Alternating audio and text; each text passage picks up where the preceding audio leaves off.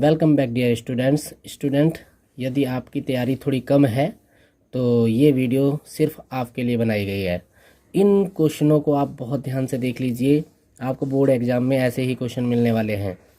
तो स्टार्ट करते हैं।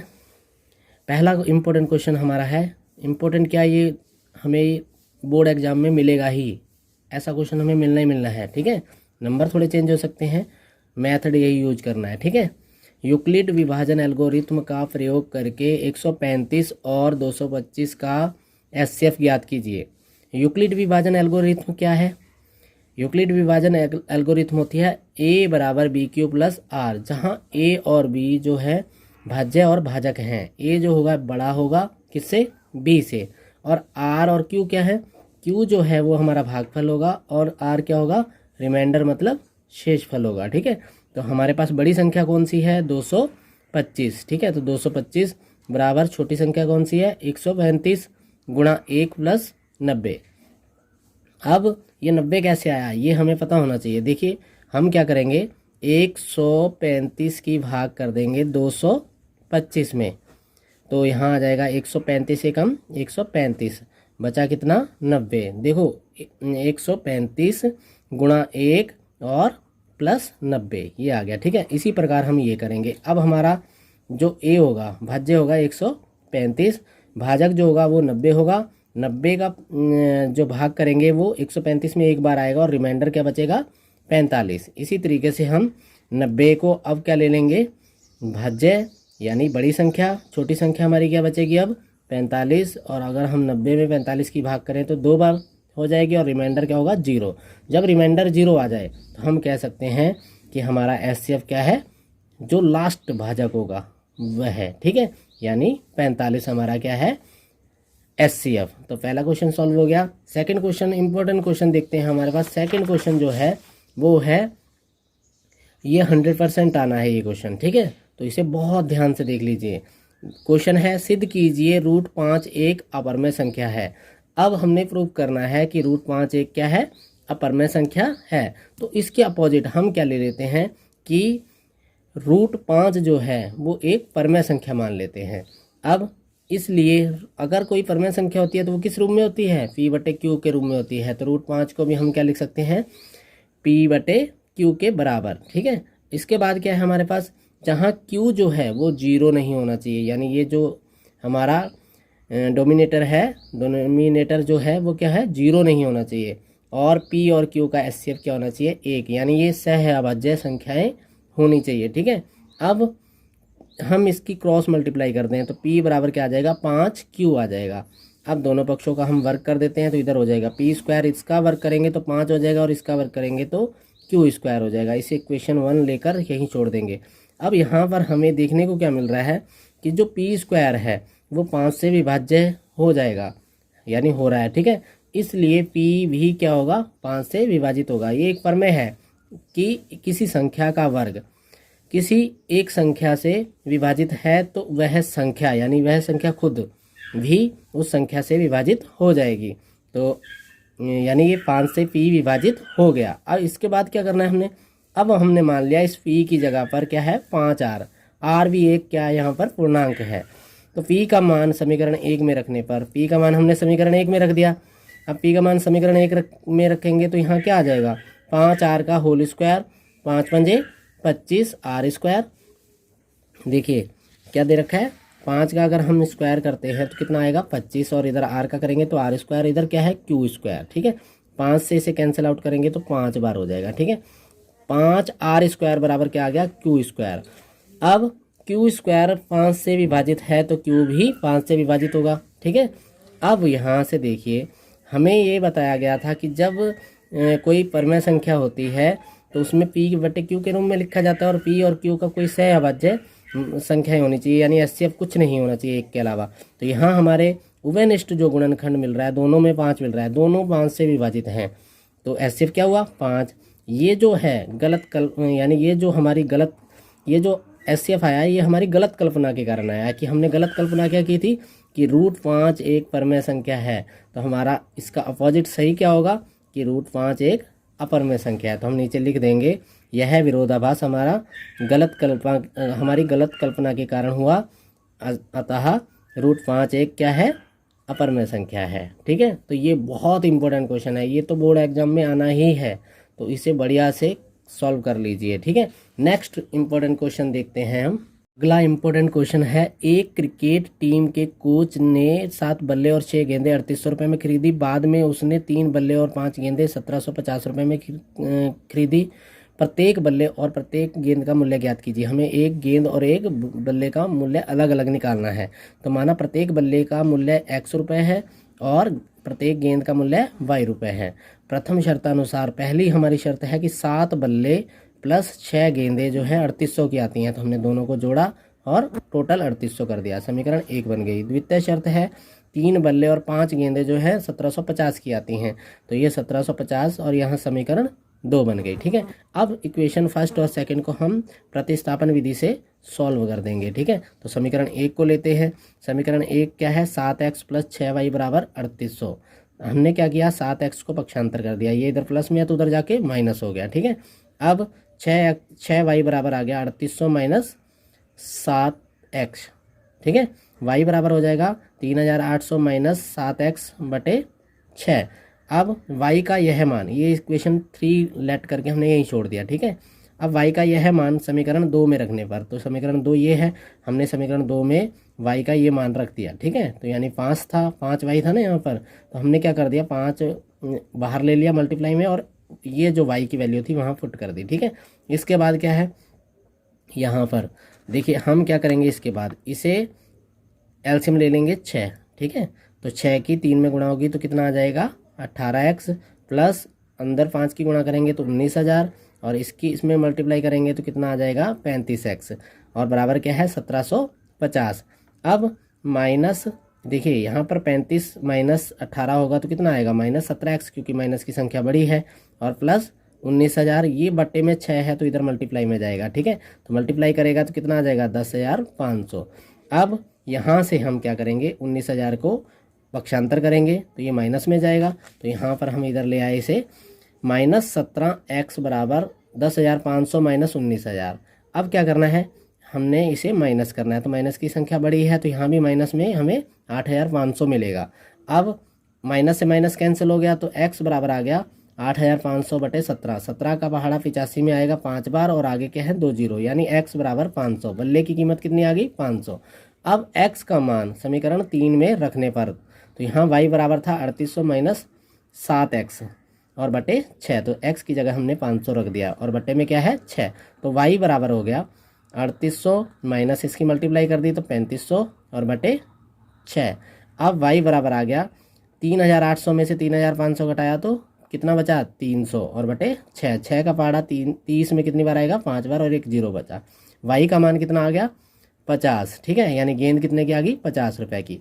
अब यहाँ पर नीचे लिख देना है, अतः प्रत्येक बल्ले का मूल्य बराबर 500 और प्रत्येक गेंद का मूल्य y बराबर 50 रुपये। तो ये हमारा बहुत इंपॉर्टेंट क्वेश्चन, तीसरा क्वेश्चन भी सॉल्व हो गया। आगे देखते हैं चौथा क्वेश्चन। चौथा क्वेश्चन हमारे पास क्या है, 3 वर्ष पूर्व, बहुत इंपॉर्टेंट क्वेश्चन है, ये भी बोर्ड एग्जाम में आने ही वाला है। ठीक है, तो 3 वर्ष पूर्व रहमान की आयु का व्युत्क्रम 5 वर्ष पश्चात आयु के व्युत्क्रम का योग 1/3 है। उसकी वर्तमान आयु ज्ञात कीजिए। जब हमसे वर्तमान आयु पूछी गई है तो हम उसे ही मान लेंगे। माना रहमान की वर्तमान आयु x बराबर क्या है x, तो 3 वर्ष पूर्व रहमान की आयु मतलब पहले कितनी हो जाएगी, 3 साल पहले x - 3। आज से 3 साल पहले किसी की भी आयु निकालनी हो तो उसमें से 3 माइनस करेंगे ना, उसी तरीके से हमने भी इसमें से 3 माइनस कर दिया। और 5 वर्ष पश्चात रहमान की आयु कितनी हो जाएगी x + 5, यानी आज से 5 साल बाद किसी की आयु निकालनी हो तो उसमें 5 प्लस करते हैं। प्रश्नानुसार अब ये बोला गया कि इन दोनों का व्युत्क्रम, व्युत्क्रम मतलब 1 के बट्टे में लिख देंगे हम, और उनका योग कितना है 1/3 है।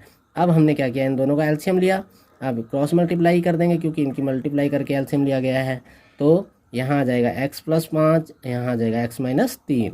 अब नीचे मल्टीप्लाई करेंगे और ऊपर इन दोनों को प्लस करते हैं, x है और x कितना हो जाएगा 2x और 5 - 3 कितना होगा 2। एक्स की एक्स में multiply x square plus 5x minus 3x और माइनस 15, क्योंकि 5 दिया कितना होता है 15। अब क्या करेंगे हम, इसे एक तो सॉल्व करेंगे और दूसरा क्रॉस मल्टीप्लाई करेंगे। ठीक है, सॉल्व किया तो कितना आया, एक्स स्क्वायर प्लस 2x और माइनस 15, इसकी मल्टीप्लाई इधर करेंगे तो 3 दूनी 6x और प्लस 6। अब क्या करना है देखिए, अब करना है एक्स स्क्वायर पक्षांतर कर लेंगे, इधर ले आएंगे 2x 2x पहले से है और इधर लाएंगे तो माइनस का 6x हो जाएगा, और ये माइनस 15 है तो इसे इधर लाएंगे तो माइनस का 6 हो जाएगा। ठीक है, बराबर 0 बचा। ठीक है, अब बचा कितना है, 2x में से 6x माइनस करेंगे तो 4x आएगा, और 15 और 6 को जोड़ देंगे तो कितना आएगा 21। जुड़े क्यों, क्योंकि ये दोनों माइनस में है। ठीक है, अब इसके ऐसे फैक्टर करने हैं जिनकी गुणा करने पर 21 आए और घटाने पर कितना आए 4। तो 7 में से 3 घटाते हैं तो 4 7 या कितना होता है 21। ठीक है, तो हमने फैक्टर किए। हमें फैक्टर करने के बाद देखो अंदर अगर ब्रैकेट से पहले माइनस है तो अंदर मल्टीप्लाई करते हैं तो क्या आता है, चिन्ह बदल जाते हैं। ठीक है, और x की भी अंदर मल्टीप्लाई कर रहे हैं तो 7x प्लस 3x हो जाएगा। इन दोनों में कॉमन x है तो x माइनस 7 बचेगा, इन दोनों में कॉमन 3 है तो x माइनस 7 बचेगा। ठीक है, अब ये दोनों में से एक कॉमन ले लेंगे, x माइनस 7 और बचा क्या x प्लस 3 बराबर 0। अब x माइनस 7 बराबर 0 है तो x बराबर कितना होगा 7, x प्लस 3 बराबर 0 है तो x बराबर कितना आएगा -3। अब -3 किसी की भी उम्र, किसी भी व्यक्ति की उम्र माइनस में नहीं हो सकती, तो हम लिख देंगे x बराबर -3 स्वीकार्य नहीं है क्योंकि आयु ऋणात्मक नहीं हो सकती, अतः रहमान की वर्तमान आयु x बराबर 7 वर्ष। ये हमारा आंसर आ गया। ठीक है, तो बहुत ही इंपॉर्टेंट क्वेश्चन है, इसे बढ़िया करके देख के जाइए, अच्छे से तैयारी करके इसकी जाइए, 6 मार्क्स में ये पूछा जाएगा। नेक्स्ट क्वेश्चन देख लेते हैं। अब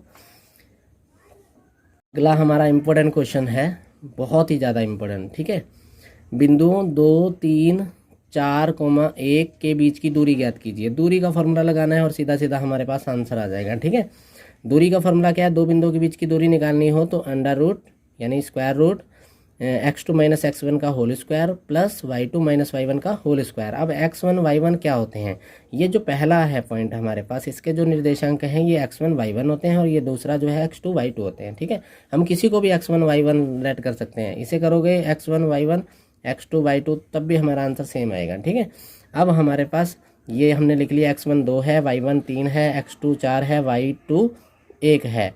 रखने पर हमने इसमें ये इस फॉर्मूले में पुट कर देना है। ठीक है, तो यहाँ आ जाएगा x2 4, x1 जो है वो -2 है तो माइनस फॉर्मूले का। ठीक है, प्लस 1 -3 हो जाएगा, यहाँ से वैल्यू पुट कर देंगे। ठीक है, तो 4 में से 2 घटाया तो 2 और 1 में से 3 घटाया तो -2। ठीक, अब यहाँ 2 का स्क्वायर 4 होता है, -2 का स्क्वायर भी 4 होगा। ठीक है, 4 और 4 को दोनों को जोड़ देंगे तो कितना हो जाएगा 8। ठीक है, 8 को हम क्या लिख सकते हैं 2 गुणा 4। ठीक है, यानी 4 गुणा 2 इक्वल क्या आ जाएगा, 4 का स्क्वायर रूट जो होता है वो 2 होता है और 2 नहीं इसका स्क्वायर रूट पूर्ण संख्या के रूप में निकाल सकते, इसीलिए हम इसे रूट में ही रहने देंगे। ठीक है, तो हमारा आंसर आया 2√2 मात्रक, यही हमारा आंसर है। नेक्स्ट इंपॉर्टेंट क्वेश्चन देख लेते हैं।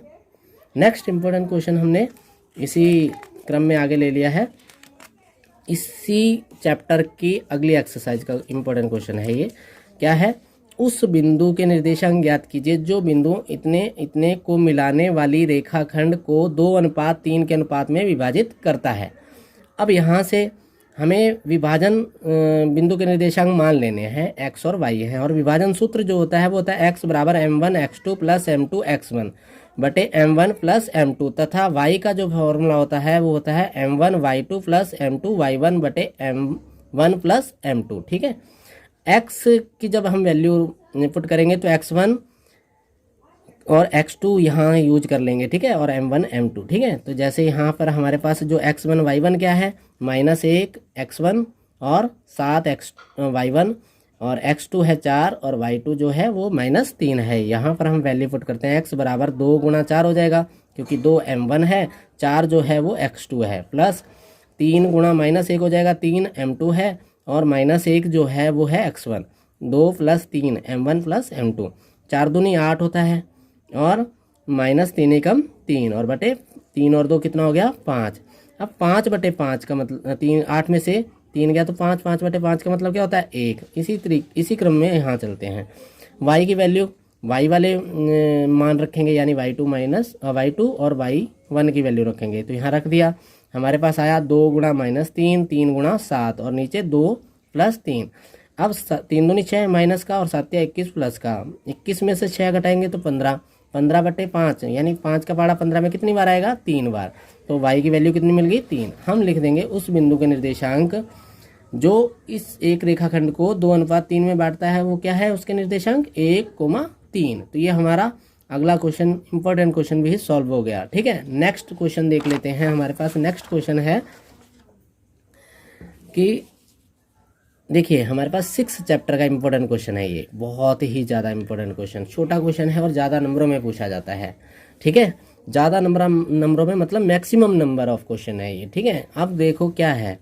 त्रिभुज ABC एक समद्विबाहु त्रिभुज है जिसका कोण C जो है वो समकोण है, यानी एक तो ये समकोण त्रिभुज है, दूसरा ये समद्विबाहु त्रिभुज है। समद्विबाहु त्रिभुज उसे कहते हैं जिसकी कोई 2 भुजाएं बराबर हों।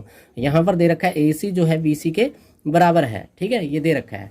अब क्यों दिया है, कैसे पता चला? क्योंकि ये C अगर समकोण है तो सामने वाला कर्ण होगा, कर्ण तो सबसे लंबी भुजा होती है। ठीक है, अब सिद्ध करना है AB² = 2AC², और उत्पत्ति में हमने क्या लिख देना है? समकोण त्रिभुज ABC में पाइथागोरस प्रमेय लगानी है। कर्ण का स्क्वायर यानी AB का स्क्वायर बराबर AC का स्क्वायर प्लस BC का स्क्वायर।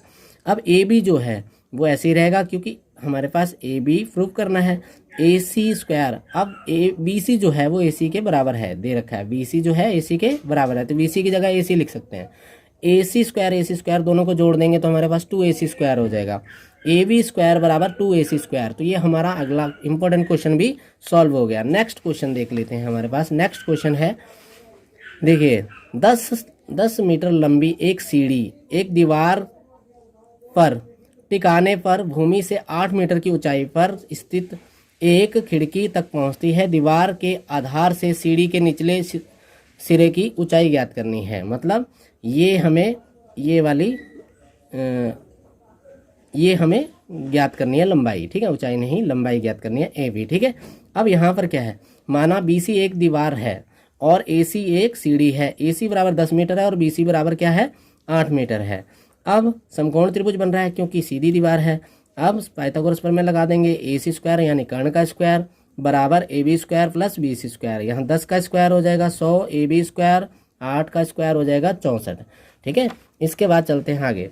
100 - 64 हो जाएगा, 100 में से 64 घटाएंगे तो आ जाएगा 36, यानी AB² = 36 आ गया। तो AB = 36 का वर्गमूल, AB = 36 का वर्गमूल कितना होगा? 6। यानी जो दीवार के निचले सिरे से सीढ़ी के निचले सिरे की जो दूरी है वो कितनी आ गई? 6 मीटर। तो ये अगला क्वेश्चन भी इंपॉर्टेंट हमारा क्वेश्चन सॉल्व हो गया है। नेक्स्ट क्वेश्चन देख लेते हैं। 100% आने वाला क्वेश्चन, गारंटी है इस क्वेश्चन को आना ही है। तो इस क्वेश्चन को आपको बहुत ध्यान से देख लेना है। यदि DE समांतर है BC के, ये जो DE है ये समांतर है BC के, तो हमें ज्ञात करना है EC का मान। EC का मान ज्ञात कीजिए। तो AD बराबर 1.5 सेंटीमीटर, BD बराबर कितना दे रखा है? 3 सेंटीमीटर, AE बराबर 1 सेंटीमीटर, EC बराबर अज्ञात। तो यहाँ त्रिभुज ABC में DE समांतर है BC के, तो आधारभूत समानुपातिकता की प्रमेय से क्या होता है? AD/DB AE/EC। यदि 2 भुजाएं समांतर हों किसी त्रिभुज में, एक भुजा के समांतर कोई भी छेदक रेखा ऐसी हो जो उसके समांतर हो दूसरी भुजा के, तो हम कह सकते हैं कि जो ये अनुपात होगा ये बराबर होगा। ठीक है, जिस अनुपात में बांटेगी वो बराबर अनुपात होगा। ठीक है, AD/DB हो गया, AE/EC। AD का मान भी दे रखा है और DB का भी, AE का EC का हमें निकालना है। तो यहाँ से हम कैंसल आउट करेंगे तो 1/2 आएगा और यहाँ 1/EC। अब क्रॉस मल्टीप्लाई कर देंगे, EC बराबर कितना आ गया? 2 सेंटीमीटर।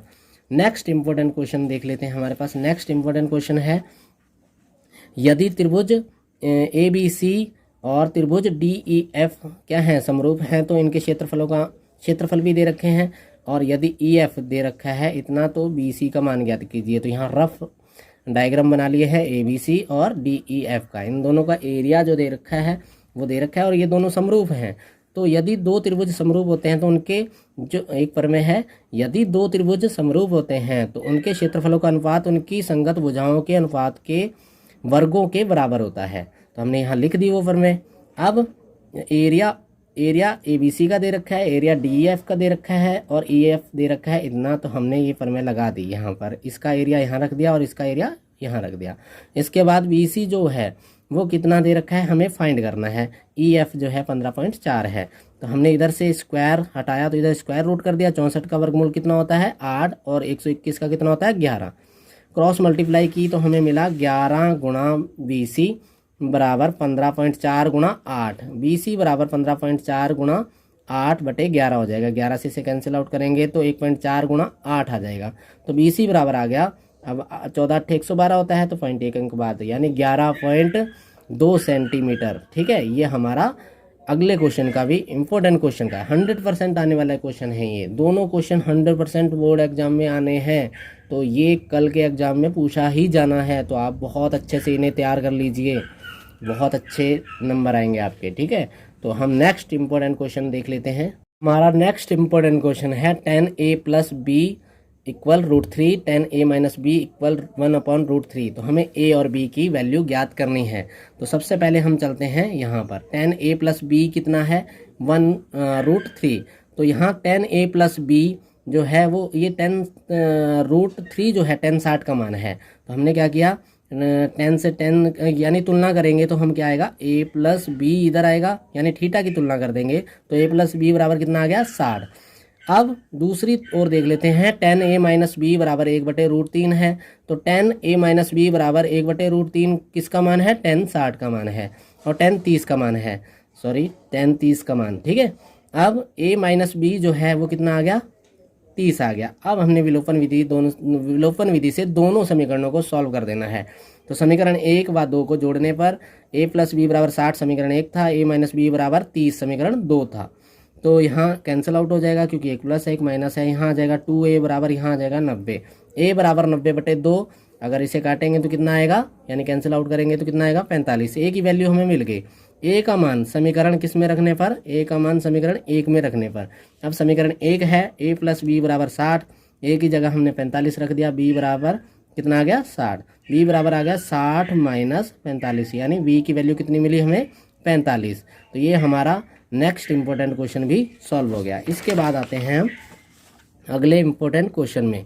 यहाँ दे रखा है sin a बराबर 3/4, तो cos a और tan a का मान ज्ञात कीजिए। तो हम जानते हैं sin a बराबर होता है लंब बटे कर्ण, तो BC/AC आ जाएगा। BC की वैल्यू 3K हम लेट कर लेते, K का मतलब सेंटीमीटर मीटर कुछ भी हो सकता है। ठीक है, और AC बराबर कितना आ जाएगा 4K। हम यहाँ सेंटीमीटर मीटर हटाकर सॉल्व करते हैं। ठीक है, पाइथागोरस प्रमेय से क्या होती है कर्ण का स्क्वायर, आधार का स्क्वायर प्लस लंब का स्क्वायर। ठीक है, तो कर्ण कितना है 4, आधार हमें फाइंड करना है और लंब 3 है।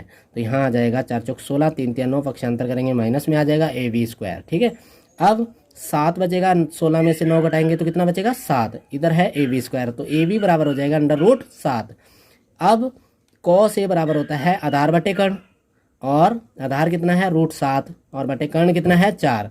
फिर tan a बराबर होता है लंब बटे आधार, तो लंब है 3 और आधार है √7। तो ठीक है, ये अगले हमारे दोनों आंसर आ चुके हैं। इसके बाद हम चलते हैं नेक्स्ट इंपॉर्टेंट क्वेश्चन में।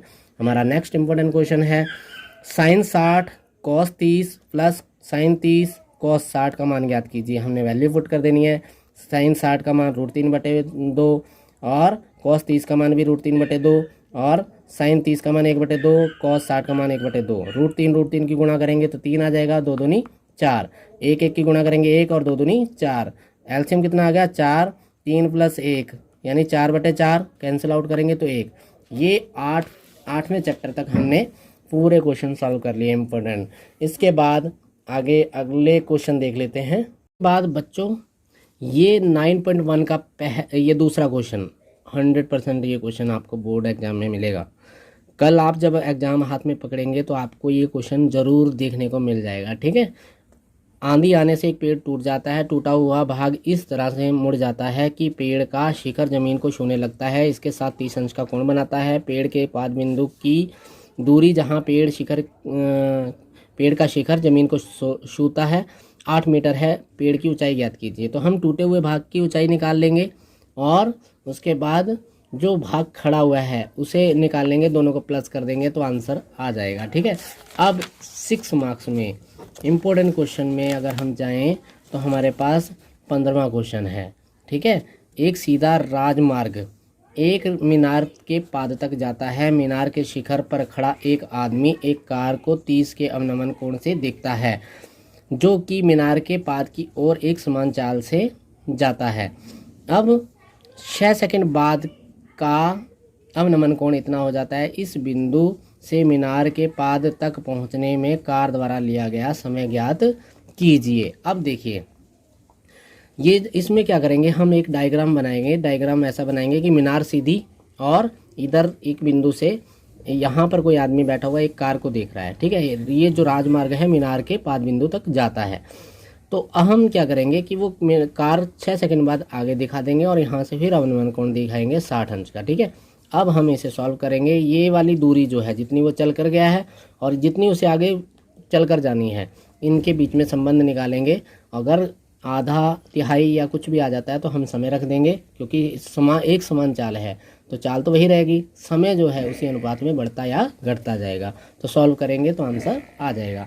हम सारे क्वेश्चनों को सॉल्व कर देते, किसी कारण हमें समय नहीं मिल पाया और उसके लिए हम आपसे क्षमा चाहते हैं, लेकिन आपको इम्पोर्टेंट क्वेश्चन ज़रूर बता दे रहे हैं। ठीक है, इसके बाद हम चलते हैं 10th चैप्टर यूपी बोर्ड ने कोविड-19 के कारण हटा दिया है, तो इसमें से तैयारी करने की कोई ज़रूरत नहीं है।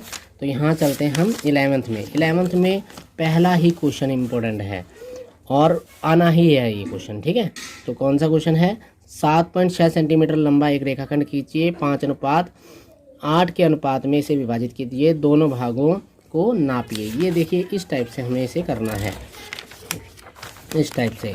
तो ये वैसे मैंने एक पिछली वीडियो में इसे बता भी रखा है, हमें ये वाला मेथड यूज करना है, ये वाला। ठीक है, तो हमें क्या करना है, एक रेखा 7.6 सेंटीमीटर की खींच लेनी है और उसे 5:8 में करना है। तो दोनों को प्लस कर लेंगे, 5 और 8 13 होता है, 13 चाप लगाएंगे। ठीक है, अब 5 पहले हम क्या करेंगे, लास्ट जो 13 है उसे b से मिला देंगे। ठीक है, और उसके बाद क्या है, 5 पर जाकर जो a 13 और b होगा उसके समांतर एक रेखा यहाँ से खींच देंगे।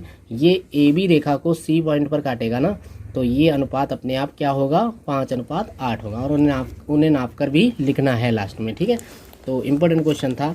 इस एक्सरसाइज में 11 इस चैप्टर में 11.2 में ध्यान से देखिए, इसका भी पहला और तीसरा क्वेश्चन इंपॉर्टेंट है, बहुत ज़्यादा इंपॉर्टेंट। 6 नंबर में पूछा जाएगा बच्चों, बहुत अच्छे से तैयारी करके जाना इस वाले क्वेश्चन की। ठीक है, 6 सेंटीमीटर त्रिज्या का एक वृत्त कीजिए, मतलब एक वृत्त खींचेंगे 6 सेंटीमीटर की प्रकार में दूरी लेकर। ठीक है, केंद्र से 10 सेंटीमीटर की दूरी पर, केंद्र जो सेंटर होगा जहां हमने प्रकार रखी है उससे 10 सेंटीमीटर की दूरी पर एक बिंदु और ले लेना है, उसे मिला देना है आपस में। ठीक है, उसका लंब समद्वि विभाजित करके जो हमें लंब समद्वि विभाजित वाला बिंदु मिलेगा वहां प्रकार की नोक करके एक और वृत्त खींचेंगे, जो पहले वाले वृत्त को कहीं ना कहीं 2 बिंदुओं पर काट के जाएगा।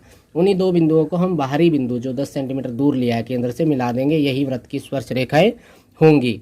इसके बाद तीसरा जो है 3 सेंटीमीटर त्रिज्या वाला एक वृत्त खींचना है। इसके बढ़ाए गए व्यास पर 7 सेंटीमीटर दूरी पर दोनों ओर 7 सेंटीमीटर की दूरी पर P और Q लेने हैं और दोनों ओर से स्पर्श रेखाएं खींचनी है, जैसे हमने पहले की खींची हैं, एक ओर से खींची हैं और इसमें दोनों ओर से खींची जाएंगी। इसके बाद 12वें चैप्टर में चलते हैं। 12वें चैप्टर में हमें हो सकता है कि पहला क्वेश्चन पूछा जाए। ठीक है, तो पहला क्वेश्चन है, 2 वृत्तों की त्रिज्याएं दे रखी हैं, उस वृत्त की त्रिज्या ज्ञात कीजिए जिसकी वृद्धि इन दोनों वृत्तों की वृद्धियों के योग के बराबर हो। हम क्या करेंगे, दोनों वृत्तों की त्रिज्या निकाल कर जोड़ देंगे और तीसरे की त्रिज्या मान लेंगे r। 2/r बराबर दोनों का टोटल और पाई से y कट जाएगा और जो आएगा वो आंसर होगा हमारा। ठीक है, नेक्स्ट क्वेश्चन देख लेते हैं।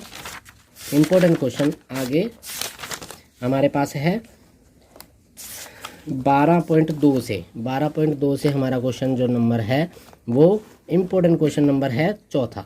ठीक है, इसे देख लीजिए।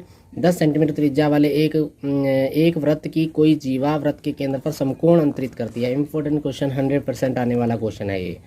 तो संगत लघु वृत्तखंड का क्षेत्रफल निकालना है, संगत दीर्घ त्रिज्याखंड का क्षेत्रफल निकालना है। वृत्तखंड, लघु वृत्तखंड और त्रिज्याखंड क्या होते हैं, ये देखिए। ये है वृत्तखंड, ये ब्लू वाला कलर वाला है, शेडिंग जो किया हुआ है, ये है वृत्तखंड। इसका क्षेत्रफल निकालने के लिए यहाँ हमारा 90 दे रखा है उस क्वेश्चन में। तो हम क्या करेंगे, इस टाइप से एक ड्रॉ कर लेंगे। ये एक त्रिज्याखंड है, पूरे त्रिज्याखंड का क्षेत्रफल होता है θ/360/r²। और ये जो है शेड किया हुआ ये लघु वृत्तखंड है, तो हम इस त्रिभुज का निकालेंगे। समकोण त्रिभुज का क्षेत्रफल क्या होता है, 1/2 आधार गुणा ऊंचाई। यहाँ पर तो 120 दे रखा है, लेकिन हमारा समकोण दे रखा है यानी 90। तो समकोण त्रिभुज का क्षेत्रफल होता है 1/2 आधार गुणा ऊंचाई, तो निकल आएगा। हम त्रिज्याखंड में से त्रिभुज का घटा देंगे तो लघु वृत्तखंड का क्षेत्रफल निकल आएगा। अब वो कह रहे हैं दीर्घ त्रिज्याखंड का निकालिए, ये वाले ऊपर वाला भाग। तो हमने लघु त्रिज्याखंड का निकाला था, πr² का निकाल के उसमें से लघु का घटा देंगे तो किसका निकल आएगा, दीर्घ त्रिज्याखंड का। लघु त्रिज्याखंड ये होगा, ये नहीं होगा, ये तो वृत्तखंड है, ठीक है। तो इस वाले में से ये पूरा घटा देंगे तो ये निकल आएगा, ठीक है। तो नेक्स्ट इंपॉर्टेंट क्वेश्चन में चलते हैं। हमारे पास नेक्स्ट इंपॉर्टेंट क्वेश्चन 100% आने वाला क्वेश्चन देखिए बच्चों, हमारे पास इंपॉर्टेंट क्वेश्चन जो है वो ये है, ये, ठीक है। और इसका क्वेश्चन जो है हमारे पास वो है ये, ठीक है। अब यहाँ क्या दे रखा है, एक शंकित क्षेत्रफल निकालना है, ये वाला ये है, ठीक है। नीचे जो हमारा क्वेश्चन दे रखा है इसे ध्यान से देख लो, ये तीसरा क्वेश्चन, शंकित भाग निकालना है। ये वाला कलर जो भाग है इसे निकालना है हमने। और इसे निकालने के लिए हमारे पास क्या होना चाहिए, एक तो वर्ग का क्षेत्रफल होना चाहिए और 2 अर्धवृत्तों का जोड़ के हम पूरे वर्ग में से घटा देंगे तो वृत्त का इस शंकित भाग का क्षेत्रफल निकल आएगा। नेक्स्ट इंपॉर्टेंट क्वेश्चन में चलते हैं। हमारे पास नेक्स्ट इंपॉर्टेंट क्वेश्चन है ये, ठीक है, बहुत ज़्यादा इंपॉर्टेंट क्वेश्चन है। पहले हम पूरे त्रिज्याखंड का क्षेत्रफल निकालेंगे, फिर यहाँ तक के त्रिज्याखंड का निकालेंगे, पूरे में से ये घटा देंगे तो आंसर आ जाएगा। त्रिज्याखंड का क्षेत्रफल θ/360 πr², और छोटे त्रिज्याखंड का भी यही लगेगा, थीटा दोनों में सेम है, तो घटा देंगे, शंकित भाग का क्षेत्रफल निकल आएगा। बच्चों देखिए हमारे पास समय की कमी है, नहीं तो इन्हें हम सॉल्व करके भी बताते, लेकिन इतना है कि मैं एक्सप्लेन करता जा रहा हूँ और आप इसी तरीके से इसे सॉल्व कर लेना, आंसर आते जाएंगे, ठीक है। एक्सप्लेन कर रहा हूँ, समय की कमी है, नहीं तो मैं इसे सॉल्व भी कर देता, ठीक है। अब नेक्स्ट हम चलते हैं 13वें चैप्टर में। 13वें चैप्टर में हमसे क्या पूछा जा सकता है, 13वें चैप्टर 13.2 में हमसे पूछा जा सकता है ये क्वेश्चन, थोड़ा टफ है, गुलाब जामुन, ठीक है। तो इसे थोड़ा देख लीजिए। अब सबसे पहले एक गुलाब जामुन का हम आयतन निकालेंगे। कैसे निकालेंगे, एक गुलाब जामुन बनाएंगे और ये दोनों सिरों पर अर्धगोले काट देंगे, बीच में बेलन होगा। पहले बेलन का निकाल लो, फिर दोनों अर्धगोलों का निकाल के आयतन हम क्या करेंगे, जोड़ देंगे। और उस एक गुलाब जामुन का निकल आएगा, 45 से मल्टीप्लाई करना है, जो आंसर आएगा उसका 30% निकाल देना है, आंसर आ जाएगा, यानी चाशनी का आयतन निकल आएगा। इसके बाद चलते हैं हमारे पास 13.3 में पहला क्वेश्चन, बहुत ज़्यादा पहला और दूसरा, ठीक है। तो दूसरा देखिए क्या है, 6 सेंटीमीटर, 8 सेंटीमीटर और 10 सेंटीमीटर त्रिज्या वाले गोलों को पिघलाकर एक बड़ा गोला बनाया जाता है। इस गोले की त्रिज्या ज्ञात कीजिए। यही क्वेश्चन बहुत ज़्यादा इंपॉर्टेंट है और आने वाला है, इसे आप ध्यान से देख लेना, ठीक है। तो इसमें क्या है, पहले हम तीनों का आयतन निकाल के जोड़ लेंगे और जो चौथा गोला इससे बनना है, ठोस गोला, उसका आयतन इन तीनों के योग के बराबर रख देना है। उसका आयतन क्या होगा, 4/3 πr³ होगा। क्या होगा, 4/3 πr³ बराबर 4/3 πr1, 4/3 πr2, 4/3 πr3। हम तीनों को जोड़कर 4/3 पाई से 4/3 पाई से काट देंगे और जो हमें मिलेगा वो मिलेगा r³ बराबर तीनों का टोटल, ठीक है। तीनों का टोटल जो आएगा उसका घनमूल निकाल देंगे तो हमें उस गोले की त्रिज्या मिल जाएगी जो इन्हें पिघलाकर निकाला जा रहा है। और जब भी कोई भी चीज़ पिघलाकर बनाई जा रही है ना, जब भी कोई चीज़ पिघलाकर किसी से बनाई जाती है तो उन दोनों का आयतन बराबर होता है, जो पिघलाई गई है और जो बनाई गई है उसका, ठीक है। नेक्स्ट चलते हैं, शंकु का शिन्नक आता है, ठीक है। शंकु के शिन्नक में हमें तुर्की टोपी वाला क्वेश्चन बहुत ज़्यादा इंपॉर्टेंट है, इसे देख लेना है और ये आना है क्वेश्चन, और इसे मैंने सॉल्व भी कर रखा है पिछली वीडियो में, ठीक है। आप उसे वहाँ जाके देख लीजिए, आपको ये क्वेश्चन मिल जाएगा, ठीक है। फिर हम चलते हैं सांख्यिकी में। सांख्यिकी एक ऐसा चैप्टर है जो बहुत ईजी है और अच्छे नंबर देकर जाता है, और इस बार इससे माध्य ही पूछा जाएगा, ये ध्यान रखना, ठीक है। माध्य पूछा जाना है और इसमें सबसे ज़्यादा इम्पोर्टेंट क्वेश्चन ये है, आप माध्य निकालने की पग विचलन विधि यूज करेंगे, क्योंकि सबसे बड़े मार्क्स में ये पूछा जाता है।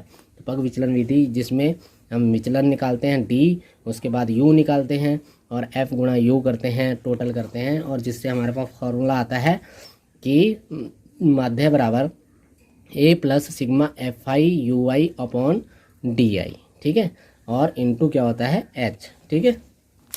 इसके बाद हम चलते हैं बहुलक, थोड़ा देख के जाइए, लेकिन इस बार माध्य ही पूछा जाएगा। आगे चलते हैं पैक्ता, जो हमारा लास्ट चैप्टर है। छोटे छोटे क्वेश्चन इसमें देख के जाना है, कि निश्चित घटना की प्रायिकता कितनी होती है, यानी जो संभव है होनी ही होनी है, जिसका होना निश्चित है, उसकी प्रायिकता 1 होती है, ध्यान रखना है। और अनिश्चित घटना की प्रायिकता जो होना ही नहीं है उसकी प्रायिकता 0 होती है। मैक्सिमम जो प्रायिकता होती है वो 1 होती है और मिनिमम जो होती है वो 0 होती है। इससे 0 से कम नहीं हो सकती, यानी माइनस में नहीं हो सकती, और 1 से अधिक प्रायिकता नहीं हो सकती, ये ध्यान रखना है। और 3 नंबर का एक क्वेश्चन पूछा जाएगा और वो क्वेश्चन है ये। एक थैले में 3 लाल और 5 काली गेंदें हैं। थैले में से बिना देखे एक गेंद निकाली जाती है। इसकी क्या प्रायिकता है कि वह लाल है या लाल नहीं है। लाल होने की प्रायिकता, तो लाल गेंदें कितनी हैं 3 और टोटल कितनी है 8, तो 3/8 आ जाएगा। नहीं होने की तो 1 में से 3/8 घटा देंगे तो नहीं होने की भी आ जाएगी, यानी 1 - PE होता है ना होने की प्रायिकता। तो अब देखिए मैंने इसे सॉल्व कर दिया है, लेकिन लिखा ही तो नहीं है, बस अब इसे अपने लिखकर प्रैक्टिस कर लीजिए। क्यों? क्योंकि हमें क्या निकालना होता है, किसी की प्रायिकता निकालनी होती है तो अनुकूल परिणाम यानी 3 जिसका नाम लिया जा रहा है, तो 3 बटे दोनों को जोड़ देंगे, कुल योग यानी 8, 3/8 पहला आंसर आ गया। दूसरा क्या होगा 1 - 3/8, तो 1 - 3/8 होगा तो क्या आएगा 5/8, ये दोनों आंसर आ जाएंगे। तो बच्चों हमने कोशिश की है कि आपके अच्छे मार्क्स आए और ऐसी वीडियो बहुत जल्दबाजी में बनाई है, आप इन्हें बढ़िया से देख लीजिए और मैं गारंटी लेता हूँ कि आप अच्छे मार्क्स से पास होंगे। बेस्ट ऑफ लक बच्चों, अच्छे से करके आना। क्वेश्चन किसी भी क्वेश्चन को छोड़ना नहीं है, सारे क्वेश्चन अटेम्प्ट करने हैं और प्रूव करने वाले क्वेश्चन वैसे ही करने हैं जैसे मैंने बताए थे। तो प्रूव करने वाले में हमें सबसे बेनिफिट ये होता है कि हमें उसका आंसर दिया होता है, यानी जो हमने प्रूव करके लाना है तो वो हमारा आंसर है। तो अब थोड़ा हिंट हमें वहाँ से मिल जाता है कि हमने किस तरीके से सॉल्व करना है। तो बच्चों एक बार फिर से best of luck, all the best, bye.